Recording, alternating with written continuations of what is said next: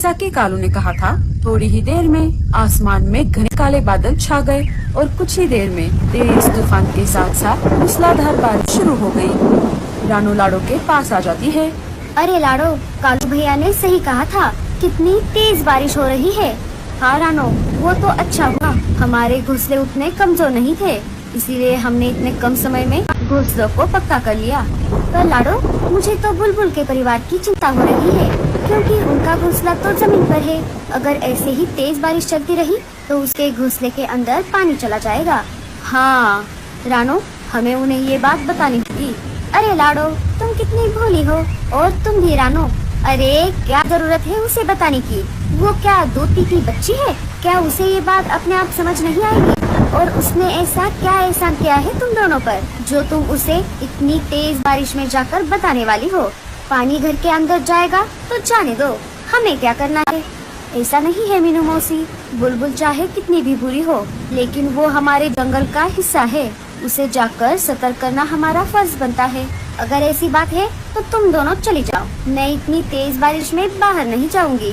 मैं तो मस्त गरम गरम कंबल ओढ़ कर सोने वाली हूँ। रानू और लाड़ो बुलबुल के घोंसले के पास आ जाते हैं। अरे बुलबुल, तुमने बारिश के लिए अपने घोंसले को मजबूत बना लिया या नहीं? अनाज और पानी की तो समस्या नहीं है, लेकिन अगर बारिश और ज्यादा तेज हो गई तो तुम्हारे घोंसले के अंदर पानी चला जाएगा। नहीं नहीं, ऐसा कुछ नहीं होगा, मेरे घोंसले में पानी नहीं आएगा, मेरा घोंसला ऊंचाई पर है। फिर भी बुलबुल, अभी बारिश उतनी तेज नहीं है, तब तक तुम किसी दूसरी जगह और ऊंचाई पर एक दूसरा घोंसला बनाओ। हाँ बुलबुल, ये दोनों सही कह रही है, हमें दूसरा घोंसला बनाना चाहिए। नहीं नहीं, हमें दूसरा घोंसला बनाने की कोई जरूरत नहीं है। इन दोनों के साथ साथ पूरे जंगल के पंछी हमारे मिट्टी के घोंसले और स्विमिंग पूल पर जलते हैं, इसीलिए ये ऐसा बोल रही है। तुम दोनों यहाँ से चली जाओ, हम हमारा देख लेंगे। अरे बुलबुल, ऐसी बात नहीं है, तुम हमारे जंगल का एक हिस्सा हो, हमारी साथी हो, इसीलिए हम तुम्हें बताने आए हैं। लाड़ो, चलो यहाँ से, इसे बताकर कोई फायदा नहीं है, जब ये मुसीबत में पड़ जाएगी तब इसका घमंड टूटेगा। रानू और लाड़ो वापस अपने घर की ओर निकल पड़ती है। कालू जी, हमने हमारा घोंसला पक्का तो कर लिया, लेकिन अगर ऐसे ही तेज बारिश चलती रही तो हमारा घोंसला टूटेगा तो नहीं? गोरी, तुम चिंता मत करो, अगर इस तेज बारिश की वजह से हमारा घोंसला टूट भी गया तो उसके लिए मैंने बांस की लकड़ी से एक बड़ी सी नाव पहले से ही बना कर रखी है। अगर हमारा घोंसला पानी में बह गया तो हम उस नाव में बैठकर किसी सुरक्षित जगह चले जाएंगे। वाह, क्या बात है, ये तो बहुत बढ़िया काम किया आपने कालू जी। आप कितने अच्छे और जिम्मेदार पति हो, संकट आने से पहले ही आपने उसके लिए उपाय करके रखा है। हाँ गोरी, हमें संकट के आने से पहले ही उसके लिए उपाय करके रखना चाहिए। नमस्कार, जंगल बडीज न्यूज में आपका स्वागत है। अभी अभी आए ताज़ा खबरों के अनुसार हमारे जंगल के सूचना देने वाले पंछियों ने बताया है कि जंगल में तेज तूफान के साथ साथ जोरदार बारिश होने वाली है। तो राजा जी ने सबको ये सूचना दी है कि आप अपने अपने घोंसले बारिश के लिए पक्के कर लो। इसी ताज़ा खबर के साथ हम आपसे विदा लेते हैं, फिर मिलेंगे अगले खबर के साथ। तब तक के लिए सुनते रहिए जंगल बडीज न्यूज। अरे रे, ये हमारे जंगल का राजा कितना लेट करंट है, और उसके साथ वाले वो सूचना पंछी। इधर बारिश शुरू भी हो गई और उसके पहले हमने हमारे घोंसले पक्के भी कर लिए, और अब जाकर ये रेडियो पर बता रहे हैं। इनसे अच्छा तो हमारा कालू है। बारिश अपने जोरों पर थी, सारे अपने अपने घोंसलों में बैठकर बारिश को देख रहे थे। मम्मी, ये बारिश कितनी अच्छी होती है, सब तरफ हरियाली ही हरियाली।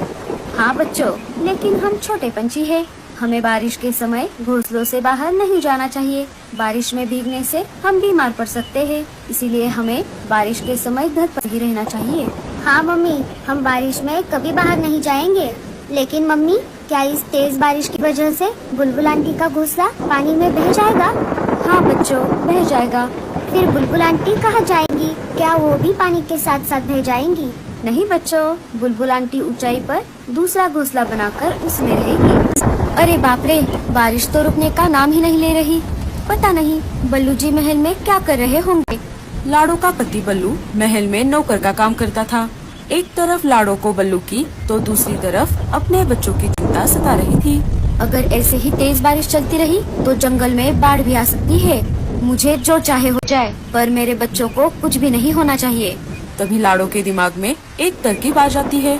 हाँ, मैं एक काम करती हूँ, बच्चों को महल छोड़ाती हूँ।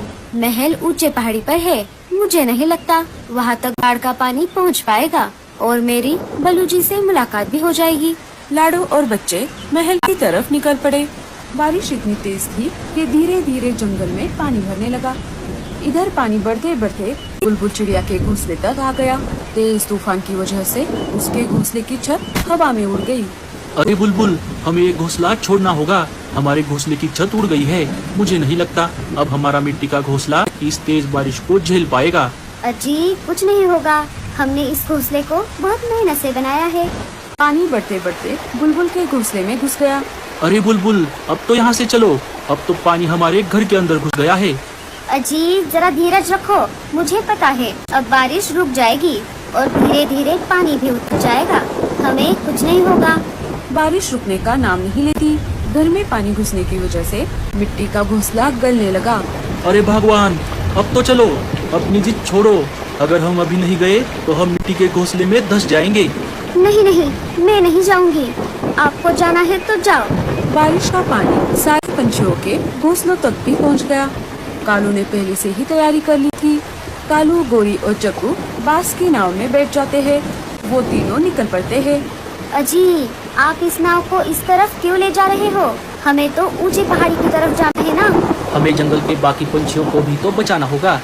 अजी, हम ऐसा करेंगे तो हम इस बाढ़ के पानी में डूब जाएंगे। ऐसा कुछ नहीं होगा, मुझ पे विश्वास करो। कालू सबसे पहले मीनू मौसी और टूनी के घोंसले के पास आ जाता है। टूनी, मीनू मौसी, जल्दी आइए, इस नाव में बैठ जाइए। दोनों नाव में बैठ जाती है। अच्छा हुआ कालू, तू आ गया, वरना हमारा क्या होता। कोई बात नहीं मीनू मौसी, हमें बाकी पंछियों को भी बचाना होगा। कालू एक एक करके सारे पंछियों को नाव में ले लेता है। अरे कालू भैया, हम सब तो नाव में आ गए, लेकिन बुलबुल और उसका परिवार नहीं दिख रहा। अरे हाँ, उनका घोंसला नीचे जमीन पर है। पानी इतना ऊपर तक आ गया है, इसका मतलब उनका घोंसला डूब गया होगा। हमें जाकर देखना होगा। सारे नाव में वहाँ पर आ जाते हैं। सबने देखा बुलबुल का घोंसला पानी में डूब गया था और उसका परिवार पानी के ऊपर तैर रहा था। अरे बाप रे, हमें इन्हें बचाना होगा। अगर मैं जाऊंगा तो नाव को कौन संभालेगा? कोई भी उन्हें बचाने के लिए पानी में उतरने के लिए तैयार नहीं था। अरे हम क्यों जाए, डूबने दो इन्हें पानी में। हमने इन्हें पहले ही सतर्क किया था। अगर इन्होंने तब हमारी बात मानकर अपना घोंसला किसी ऊंची जगह पर बनाया होता तो अब इन पर इस तरह से डूबने की नौबत न आती। जाने दो मीनू मौसी, मैं चली जाती हूँ। लाडो बुलबुल के परिवार को बचाने के लिए पानी में उतर जाती है और एक एक करके सबको नाव में ले लेती है। देखा बुलबुल, टूट गया ना घमंड। तुमने लाडो को इतना परेशान किया, फिर भी उसी ने तुम्हारी जान बचाई। हाँ मीनू मौसी, लाडो मुझे माफ कर दो। मेरे घमंड की वजह से मैं अंधी हो गई थी। मैं आगे से ऐसा कभी नहीं करूँगी। हाँ बुलबुल।